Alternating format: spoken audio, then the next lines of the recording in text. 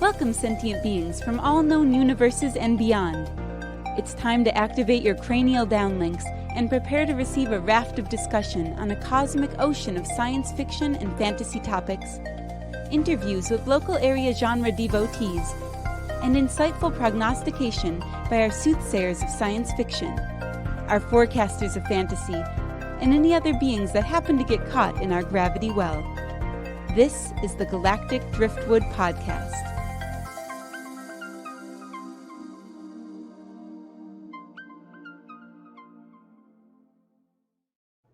Hello, and welcome to this episode of the Galactic Driftwood Podcast. I'm Bill. I'm Linda. I'm Seth. And we have a special guest with us today, Berry Dunn. Dun, da, da, da. Hey, Berry, welcome. Thanks for having me. Glad to be here. Yeah. So today we thought we would talk about a recent Dungeons & Dragons exposition game that Seth and Berry and I were in, run by good friend of the show, Benito Garcia. And also, we had a fourth player in that game, another good friend of the show, Katie Otten, been on the show several times, and is also the voice of our opening intro thing here. So, unfortunately, neither Benito nor Katie could be with us today. They both had prior obligations. But we've got kind of an exciting group here that was engaged in that game. And so let's see. Let's kick it off with Berry here. So Berry, you had a very interesting character. Why don't you tell us about the character and how you came up with the idea behind that, if you could? First of all, caffeine and sugar had a lot to do with it. So I think those are the staples of any creative process. It had been a while since I've done any acting stage or, anything with a script and performing. And I was always interested in the process. Yeah. So you have done some live acting, performing locally? Yeah. Back in the day, in the early or late 90s, there was a theater here that was a startup. It was called the Shelter Belt Theater. Oh, yeah. I helped out with it. I've heard of that. Me and my friend Mike, we built the first soundboard there. We helped backstage. We also had bit parts in place. And so we kind of helped establish that. And it was great. And what I really liked about it was they did all original work. So it wasn't like we're going to do our version of Cats. It was all original screenplays. So it gave startup writers and actors a place to really kind of cut their teeth, and even guys who were like myself who were like, hey, what's the behind the scenes like? But Sure. The one thing I always found it interesting is when you get a person who's like one way, and then they portray a character who's completely opposite.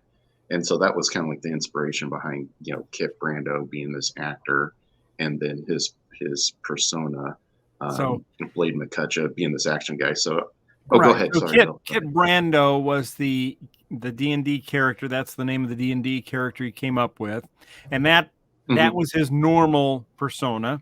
And he was going to be an actor in the D&D world, a stage actor, right? Yes. He's got an agent. Yes. Murray Snipowitz, his lawyer, kobold agent. So Kit himself is a Yuanti Pureblood Warlock, and he's part of the whole Yuanti race, but he's a little bit off center, let's say. So he thinks he's an actor. Oh, right. He thinks he's an actor. And so he, by certain set of circumstances, he came across Murray, his, kobold lawyer agent, and Murray hates Kit.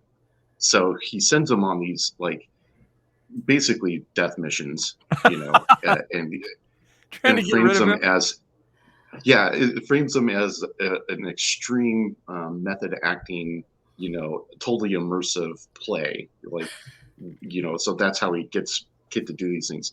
So then Kit will come up with a character for for what it was. And so Kit's character was Blade McCutcheon, the action hero. So for this particular one, every death-defying adventure that he gets sent on by Murray, he thinks is an acting gig. Yes, and here the funny thing is when Kit comes back, whatever spoils he gives Murray his 15% as an agent. Now, so Murray is his agent, but is Murray also his warlock patron? No. I thought that's what you were going for, and I'm like, that's so good. Although I may do that now, so thanks for the idea, Seth. Still writing the character. He's only only a couple months old. So when you said that Murray always got his 15%, I thought that's what the deal was. Like that was the patron contract, and he just thought he has an agent, but he has a warlock patron. Like that's what I thought you were going for. Well, I am now. Okay. That's awesome. See, in the entertainment world, we're going to have to give Seth a writing credit. Right. No, well, because we're not writing right now. We're on strike. Maybe not. That maybe is not, true. Barry, because there is some question as to whether Seth's an AI or not. Oh, okay. Man, if I'm an AI, someone failed their job. Forgot it very right. What's the turning test say on sarcasm? Yeah. Right. Okay, so let's get a little bit of Blade McCutcheon. That's the action hero that Kit plays, right? So when he goes into character, when he hears somebody yell action. So yeah, so it's I based Blade McCutcheon and I based Kit Brando off a couple of things like so the name Kit Brando I came up with because Kit Harington obviously plays like Jon Snow and everybody swooned over him, right, gals and guys alike. And then of course one of the most prominent actors was Marlon Brando, so I put those two together. But I based Kit. I'll get to Blade here, but to just show the kind of complete opposite of the two. So Kit, I based all my mannerisms and stuff off of Jeff Goldblum because I wanted somebody who was very aloof and could kind of pull off like you could see this guy being crazy. So Jeff Goldblum does this a lot with his hands. A lot of these, like, ooh, hey,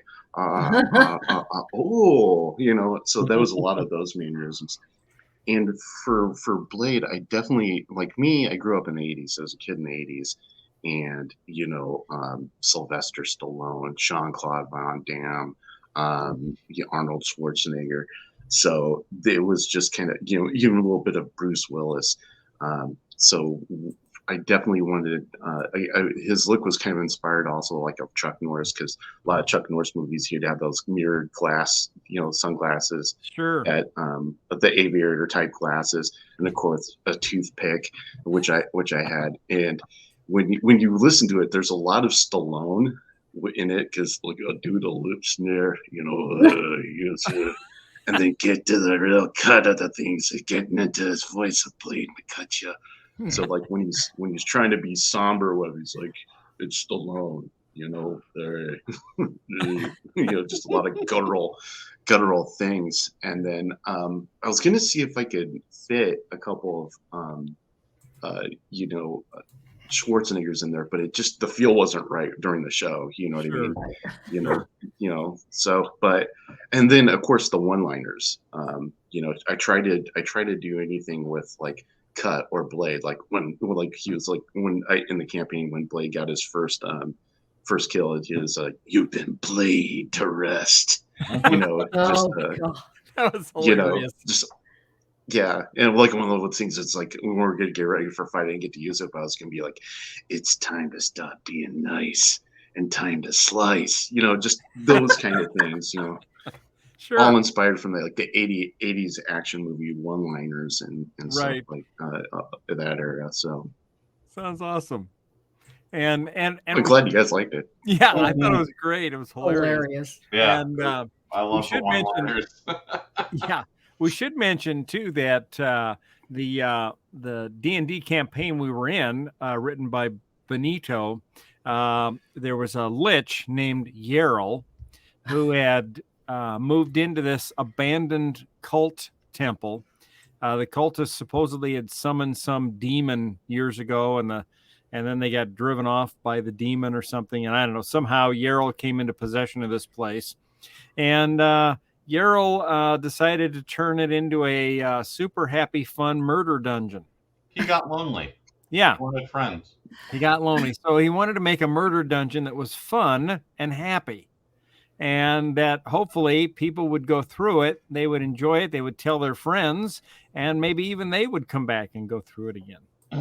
And so it was kind of a whole interesting scenario there. And Yeryl actually seemed like a pretty decent person at the end. Not like evil lich. What's that, Seth? For someone who's willing to have his employees slaughtered for the entertainment of others. But he is still a lich, so... Fair. All right, well, Seth, tell us about your character. My character is Ronnie Black, and he is a rock and roll wizard. All right. So how did you gin that up? Just those words right there, rock and roll wizard. I wanted something that I was like looking through for idea in the player's handbook for ideas for something that was maybe not done, or at least not done in any way that I'd seen done before. And I came across the blade singing as a wizard subclass, and I'm like, well, that kind of means your wizard is going to get up and close in combat. That sounds interesting, and I think I've seen other people do that before, but I was like, they probably just do it with magic. What if they played up the music? And then I was like, oh, what if I threw in some bard? Ooh, College of Swords. Oh yeah. So now I've got a wizard who is effectively kind of a barbarian, in that they have a rage function. So what was the and we should come back to Barry on this too. But what was your race and class then? Mine was I did get a little bit cheesy here because I took variant human so I could get the free feat that comes along with it. Which is Warcaster, which actually turned out to be useless, I think. But I took not variant human, but like a variant race. They created a race that you can just use to make what you want. And for for story reasons, Ronnie is kind of human, kind of not. Okay. Because he spent so much time out in wild space. But anyway, variant human for a free feat, which was Warcaster, and like I said, wizard and bard were my classes. Okay. All right. Nice. And what was your? How about you, Barry? What was your race and class? Kit was a pureblood Yuanti, so he looked human, but he had like the green Yuanti eyes. Okay. And like for me, I gotta keep it simple, so I just kept him a pure warlock, so he could have like Pact of the Fiend, and be able to summon a weapon, which was a blade, fittingly, So sure. Yeah, I was just like, hey, this is what my simple brain can handle. Let's just keep it that way. So. Okay. And we should mention Katie's character was she was a princess, right? Yeah. Yeah, like a Disney princess. Yeah. Yeah. I believe she was a water genasi. Yes. Mm-hmm. Right. A cleric, yes. A water genasi cleric. Right. Mm-hmm. And so she was in the murder dungeon, and every time we'd come upon something horrible, like for example, we came across that gigantic rubber duck that was going to stomp us all to death, and she went up and charmed it and made it all happy and squeaky. And Yeah, so, she diffused, I think, 3 combats that way. yes, right. A little annoying because I built my character specifically to do flashy things in combat. And we never did combat because Katie charmed everybody. And she was good at it, too. She was very good at it. She So, saved and a we lot should of mention lives. Katie's a big actor too here in town. So she's very good at playing roles and did a very good job with her character too. And then so then my character, he was a shifter race, and shifters, you think of like a werewolf, but there's different classes. There's a werewolf. I think there's like, I don't know, a werebear or something like that. But my character was a werewolf, but he was a druid with wild shape, so he could shift into a werewolf and then wild shape into a bear, becoming a werebear wolf. But his problem was all he wanted to do was sniff everything. And I smelled the door. And smell. I sniffed the door. I sniffed the door. Yeah. Yeah. Excuse me. That was hilarious because that wasn't something Benito was not expecting, which was kind of fun to throw him a curveball. And after a while, he's just like, no. He just rolled with it. He came up and he's like, "Yeah, you just smell death." Yeah, up and like you'd been doing it for like several doors, and then I sniffed the door. Right. And so he did that. He did a lot of howling, and of course there was one room that had a bunch of, I think, goblins in it, but it was filled with stuffed animals of various sizes.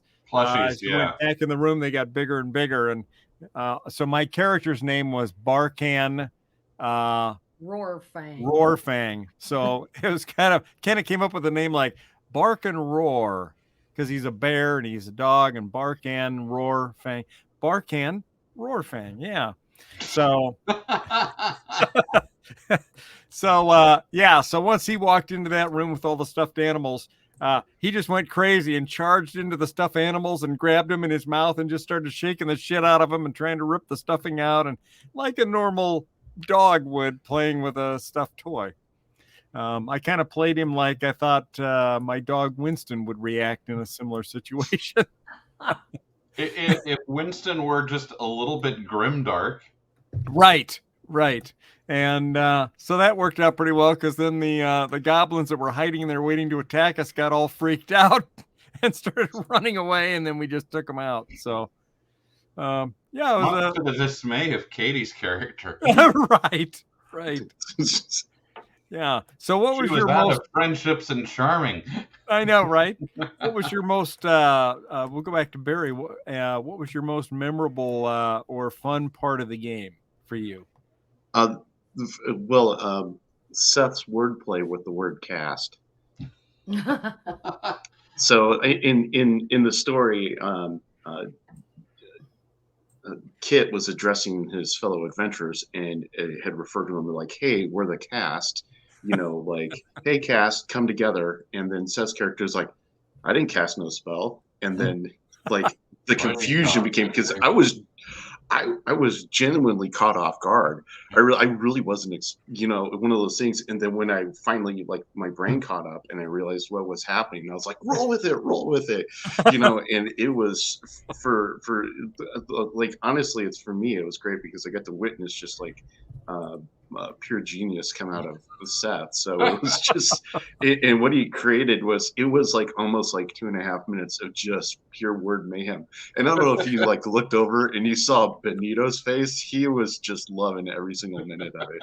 So that was, I think that's kind of like my favorite moments is when your fellow players just come up with something, and it gives you that moment. It changes that dynamic of the games. Those are the things I usually remember.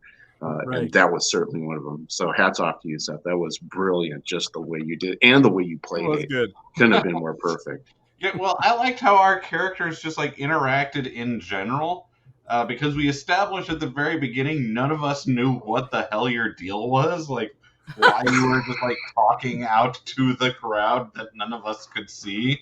and He's coming up with a backstory live. And so I'm like, well, I mean, Ronnie is a old school hard rockin' wizard, and he's done a few drugs in his day, so he's just like, hey man, am I high or is he? And so, and like early on, we kind of did I was doing this guy for real kind of thing, but then about halfway through, I was like, no man, he's part of the band. Let's go with it. All right, Seth, what was your favorite part of the whole thing?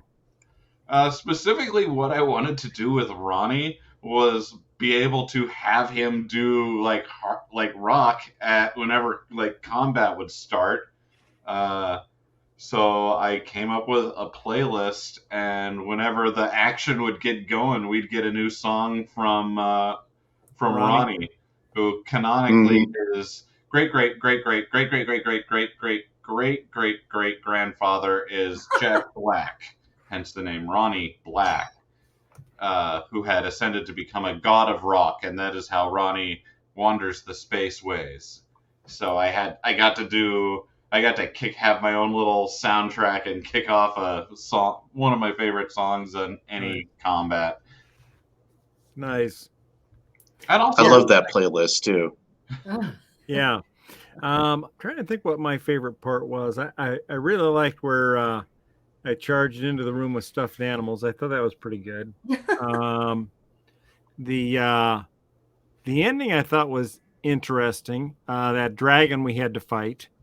So there was a big mechanical dragon at the end that was Yeryl's big baddie that was going to take us out, and we had a pretty good battle with that thing, which we finally defeated. But then I thought for sure at the end of the game that there was going to be some trick in there of Yeryl's that he or she was just going to wipe us out.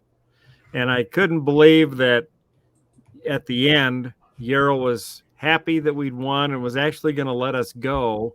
But then it kind of made sense at the end because Benito was like, yeah, tell all your friends and bring them back. And she just wanted friends to go through her dungeon and experience a happy murder place. So, but I thought for sure we weren't going to make it out of there alive. And the treasure chests were kind of interesting. Seth, why don't you talk about that part? Treasure chests at the end. The treasure chests at the end? I don't. Yeah, they weren't there rings of protection in them? Yes. So we got all of those plus treasure. Yeah.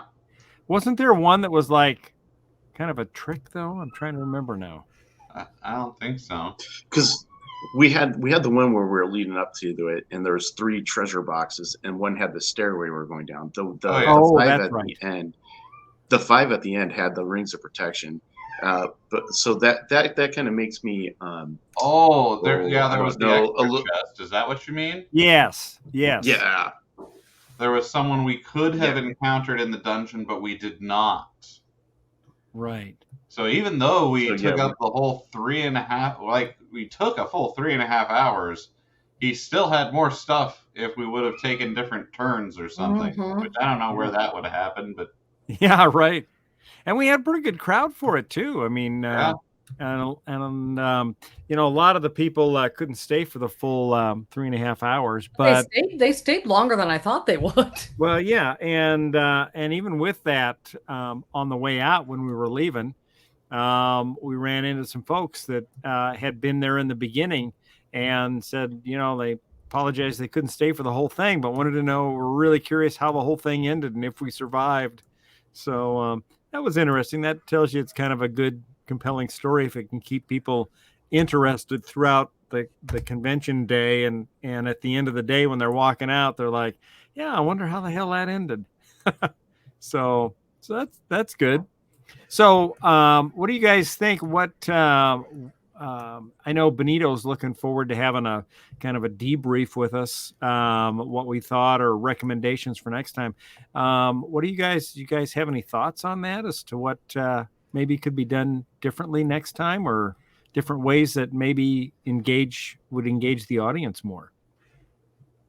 Uh, I think for the most part, it's like when you anyway you take a look at it. 3 hours is a pretty long run time. Yeah. I think Yeah. if there's a way to try and keep the game maybe around 2.5, because when you do get past 3, then Right. it's just like people, especially at a convention, there's other panels people want to see. Yeah, Mhm. true. The True. family and stuff like that. So I think for the most part, for me on it, it's just kind of figuring out a timing thing. But then again, it's like when you have 2.5 hours, we've all played in D&D games, so you're like, you expect something to go this long, and then all of a sudden it's just like, oh, Right. hey, we have a combat that took an hour, so Right. Well, so the last I think it's just timing things. the last game we played at my place, the whole night was combat. Yeah. That one combat session. Combat and a lot of user error.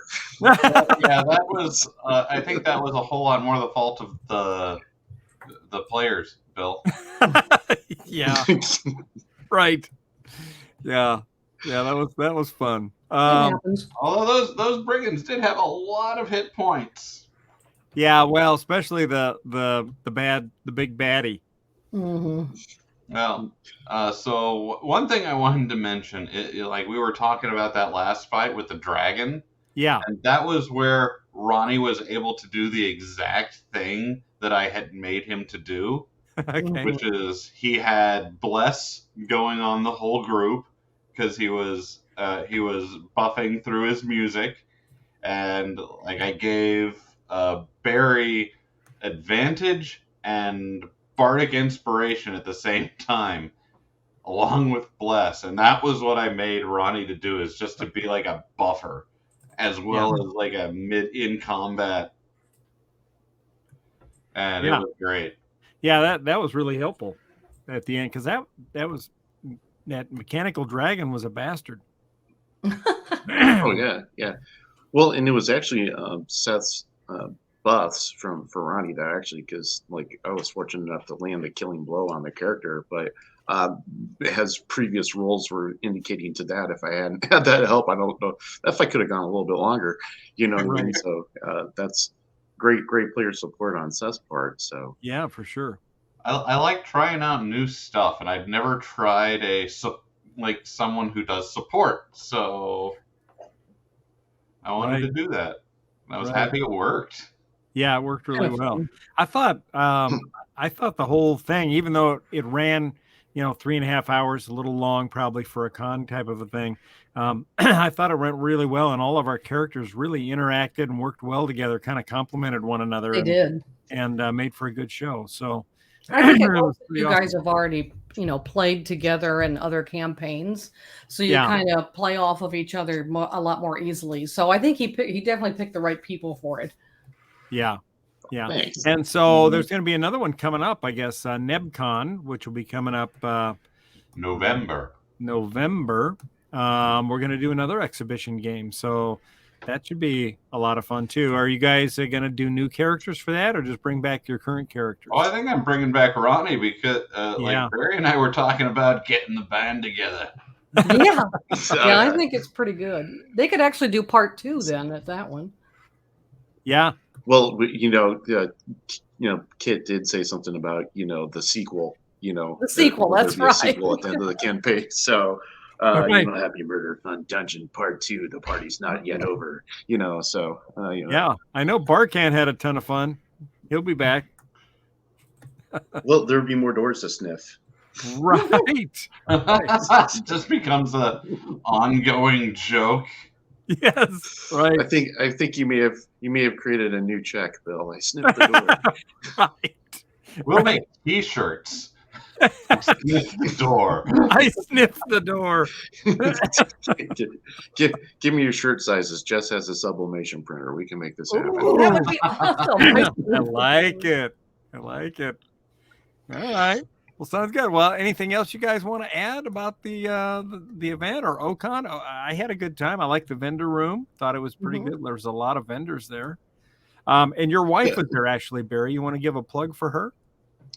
Oh, yeah. J Dunn Customs, J-Dunne Customs. She sold her handbag. She had a great convention. She sold over $1,000 of stuff. Wow. bags. Very nice. good. Yeah, she had a fantastic convention. I just want to thank OCon. I did want to say something real quick about OCon because we know we had a little bit of a there was potentially like the game wasn't going to happen. There was some mishap. I just want to acknowledge with OCon that it's a big moving ship. There's a million moving parts, and sometimes there's miscommunications, and we thought, oh hey, the game might not happen, and then Matt got us the room, and that says a lot about somebody who steps up and then makes it, in my opinion, more than right. But here's the other thing I want to tell you about Matt, and this is why I support OCon. This is why I support Matt. This is a fantastic story. So Jess is setting up her booth. Matt walks by. He doesn't know who Jess is. He sees her banner and goes, "Done, done, done." He goes, "Do you know Berry Dunn?" She goes, "Yeah, that's my husband." And he goes to her. He goes, "Oh my gosh, I am so sorry what happened about the game and the miscommunication and blah blah. I'm so sorry." He apologized to my wife, and my wife's like, "What are you talking about?" Because but he is such a good guy that when he saw that to me, that's a dude who cares about his con, his people, and his people there. So I just wanted to say, it's like, hey, hats off to him, and this is why I support OCon. And, anybody who's like feels that deeply, he apologized to some guy's wife, for right. And a shout out to the people who do the cosplay competition, because they gave up their room, right? So that we could have that room, and they had their stuff in a closet. So it was great. But it was one of the best costume contests they had at OCon. Everybody was talking about how good it was. That was run by our friend Josh Cato, and with help from Kendra Tallman. So ran excellently. Steve, Steve, I can't think of Steve's last name now. Shoot. Sorry, Steve. I don't know why I'm drawing a blank. Starts with a B. Steve Barkan Rorfang. There we go. Yep, checks out. We're gonna give him a new name now. Yes.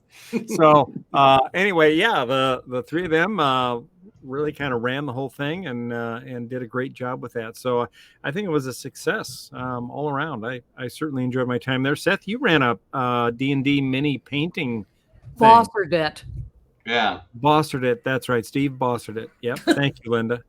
Yeah. So how'd your painting thing go? Tell us about that a little bit. It went really well. I was the game shop in Bellevue and closer to. They also have a location in another location in Omaha on West Maple. So they run the gaming room at OCon every year. They bring games that people can check out and play. They also ran a play to win thing this year where you could try out a game and have a chance at winning it. And they also ran a paint and take table, which is just they have whatever extra minis were around the shop or whatever they bring to the con and bring some extra paints from the shop, and you can just paint a mini and take it for free. And I ran that station, and it was really good. We had a lot of people painting a lot of minis. Yeah, every time we came to see you, there was quite a few people there sitting there painting and working on stuff. So that was awesome. Yeah, we had some really good minis painted too. Like some people who were way, way, way better than me came and painted minis. Really? And did some really cool stuff with what was on offer there. Yeah. Huh. Nice. Had another couple people who'd never painted before and maybe got a taste for it. Yeah. Yeah. It was fun. I'm gonna probably do it again next year, I think. Nice. Well, it sounds like the arrangement that Benito has with OCon, we've got that room guaranteed for future cons as well. So looks like if you didn't make it to OCon this year, but think it sounds interesting, something you want to do for next year, come check it out. We should be there doing another D&D live exhibition game. So I don't know if we'll be doing the same characters at that point, but if we are, I'm sure Benito will have new challenges for us that will surprise and confound. I think in order to enter our game, you have to sniff the door, though. Yes. Yeah, that's a requirement going forward. Sad. All right. Cool. Well, thank you, Barry, for joining us for this edition, and thanks for having me. Look forward to playing more D&D with you. I guess we've got our own game coming up here on Wednesday night, don't we? Indeed we do. Yeah, and unfortunately for Benito, his character died in the last game, rather tragically. So Yeah. we'll be getting a chance to meet his new character. So should be quite entertaining based on what he's got going on. So I'm looking forward to it. So anyway, thank you all for joining us. We will catch you all next time. Take care and have a great week. All right. Bye. Bye.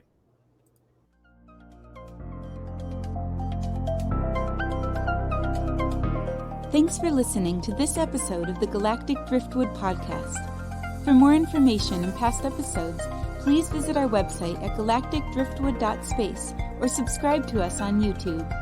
And now, please deactivate your cranial downlinks, collect your towels, and be sure to watch your step as you exit our gravity well.